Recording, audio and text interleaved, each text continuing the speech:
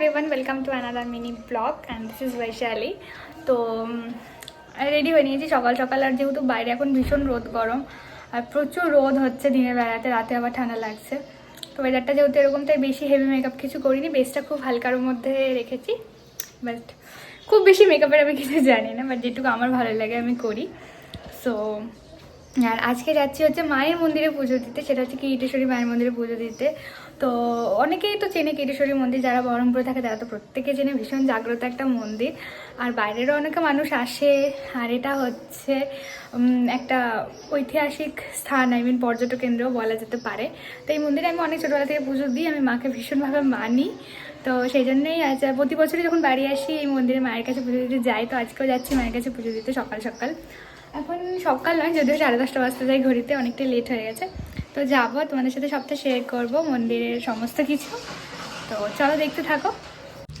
তো ফাইনালি বেরিয়ে পড়েছি, আর কোইন্সিডেন্টলি আজকে সবাই আমরা নীলে শেডে জামা পরেছিলাম তিনজনেই। আর বাইরে বেরিয়ে তো দেখলাম প্রচুর রোদ, মানে দাঁড়ানো যাচ্ছে না, যেহেতু আমার মাইগ্রেন আছে। আর ড্রাইভার কাকুর আসতে অনেকটা দেরি হয়েছিল, সেই জন্য আমাদের আরও একটু বেশ খানিকটা লেট হয়ে গেছিলো। আর যেহেতু গাড়িতে যাচ্ছি তাই বেশ কিছু জিনিসও সাথে নিয়েছিলাম। তো ফাইনালি এই করে 11টার দিকে আমরা বেরোলাম। তারপর এই ব্রিজটা তো আমার খুব ভালো লাগে, এটা হচ্ছে আমাদের বহরমপুরের ব্রিজ। তো যখনই এটার উপর দিয়ে যাই আমার মানে খুবই পছন্দের এই জায়গাটা। তো তারপরে ফাইনালি আমরা অনেকটাই কাছাকাছি চলে এসেছি, আর কিছুক্ষণের মধ্যেই হয়তো মন্দির পৌঁছে যাব।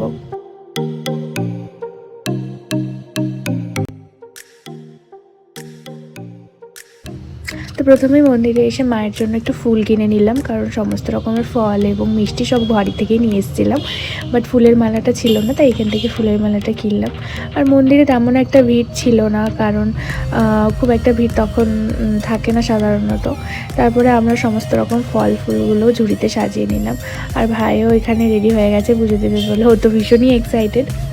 আর আমি না যখনই বাড়ি যাই তখনই মায়ের মন্দিরে আসি, আগেই বললাম এই মাকে আমি খুব ভালো মতন মানি।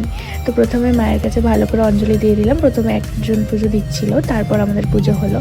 তো আমরা ততক্ষণ ওখানে ওয়েট করছিলাম, আমি মা আর ভাই মিলে। আর সেখানে প্রথমে মাকে ফুলের মালা আর প্রদীপ দেখালাম। আর এটা হচ্ছে পাশে আর একটা মন্দির, আর এই মন্দিরটা অনেক পুরনো মন্দির, এটাই আসল মন্দির, বাট এখন এটা ভেঙে নতুন করে হচ্ছে। আর বেশ কিছু বছর আগে ওই মন্দিরটা ভাঙাই ছিল। তো ফাইনালি আমাদের পুজো দেওয়া হয়ে গেছে, রোদে তো ভীষণ বিধ্বস্ত অবস্থা।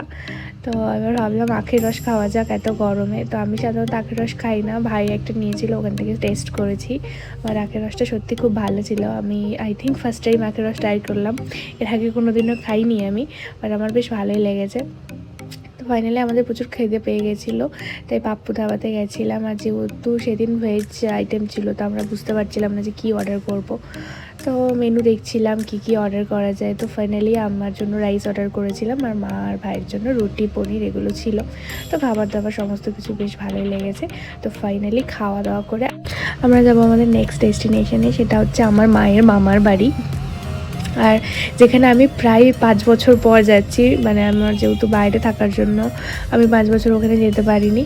আর এইটা ছিল আজকে আমাদের লাঞ্চ। আর তারপরে সাথে নিয়েছিলাম একটা আইসক্রিম, বিকজ বেশ গরম আর আমার আইসক্রিম খেতে তো খুব ভালো লাগে।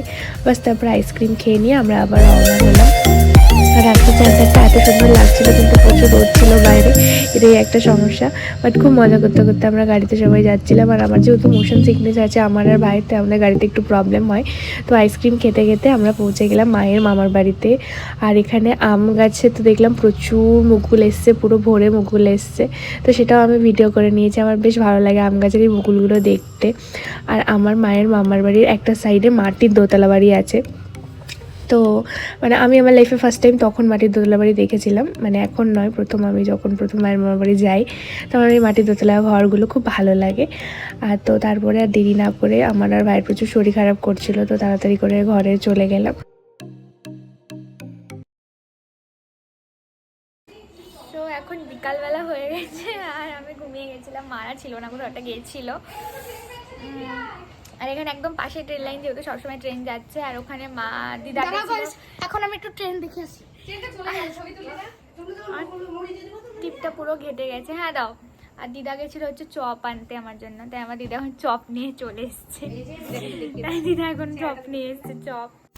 তারপর আমরা সবাই মিলে চপমুড়ি খেতে খেতে গল্প করছিলাম, সাথে চাও ছিল। তারপর হচ্ছে এই শাড়ির ইয়েতে গেছিলাম। অ্যাকচুয়ালি এটা আমাদের হচ্ছে সিল্কের বিজনেস আছে, সমস্ত কিছু সিল্কের আইটেম এখানে পাওয়া যায়, গড়র থেকে শুরু করে যে কোনো রকমের শাড়ি। তো আমি ভাবছিলাম একটা শাড়ি নেব, তো কোন শাড়িটা নেবো সেটা ভাবতে ভাবতেই সমস্ত রকমের শাড়ি দেখছিলাম, আর সাথে একটু অন্যান্য সমস্ত প্রোডাক্টও দেখলাম কী কী আছে না আছে। তো যাই হোক, প্রথমে এই শাড়িটা পছন্দ হয়েছিল, বিকজ এটা পাড় দেওয়া সিল্কের শাড়ি। সাধারণত তো পাড় দেওয়া সিল্কের শাড়ি হয় না, মানে আমি সাধারণত দেখিনি, বাট এখানে পাড় দেওয়া সিল্কের শাড়ি, তো এটা একদম ইউনিক। তো সেই জন্য আমি শাড়িগুলো সব ট্রাই করে করে দেখছিলাম। তো আমার এই শাড়িটা বেশ ভালো লেগেছে, বাট ফাইনালি এটা আমি নিইনি, আমি একটা অন্য শাড়ি নিয়েছি। বাট এই শাড়িটা আমার খুব সুন্দর ইউনিক লেগেছিলো, বাট আমি একটু ডিপ কালার যেহেতু খুঁজছিলাম, তাই এই কালারটা নিইনি, অন্য একটা শাড়ি নিয়েছি। আর সাথে চায়ের আড্ডাও বসেছিল, বেশ জমিয়ে আমরা আড্ডা দিচ্ছিলাম, অনেক দিন পর সবাই একসাথে এরকম আড্ডা।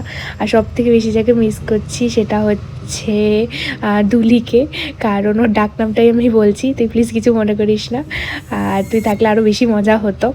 আর তার সাথে সাথে বেশ কিছু শাড়ি আমি দেখছিলাম আমার কোনটা ভালো লাগে, তো বেশ কয়েকটা শাড়ি আমি গায়ে নিয়ে নিয়ে দেখছিলাম কোনটা আমার সাথে বেশ ভালো যাচ্ছে। তো ফাইনালি আমার এই ব্ল্যাকটা খুব পছন্দ হয়েছে, তো আমি ব্ল্যাক শাড়িটাই ফাইনালি নিয়ে নিয়েছি। আর তখন প্রায় অনেকটা রাত হয়ে গেছিলো, বাড়ি যেতে হবে তাড়াতাড়ি, মা তো প্রচুর তাড়া দিচ্ছিলো, তাই ফাইনালি আমি এই শাড়িটা নিয়ে নিলাম। শাড়িটা নিয়েছি মানে শাড়িটা আমি রীতিমতো নিয়েছি, মানে দাদুর কাছ থেকে জোর করে নিয়েছি। তো যাই হোক, এটা আমার গিফট ছিল দাদুর কাছ থেকে, আমরা যখনই যাই কিছু না কিছু ওখান থেকে নিয়ে আসি। তো যাই হোক, এবার আমরা বাড়ি চলে যাবো। সো টাটা, দেখা হচ্ছে নেক্সট ভিডিও।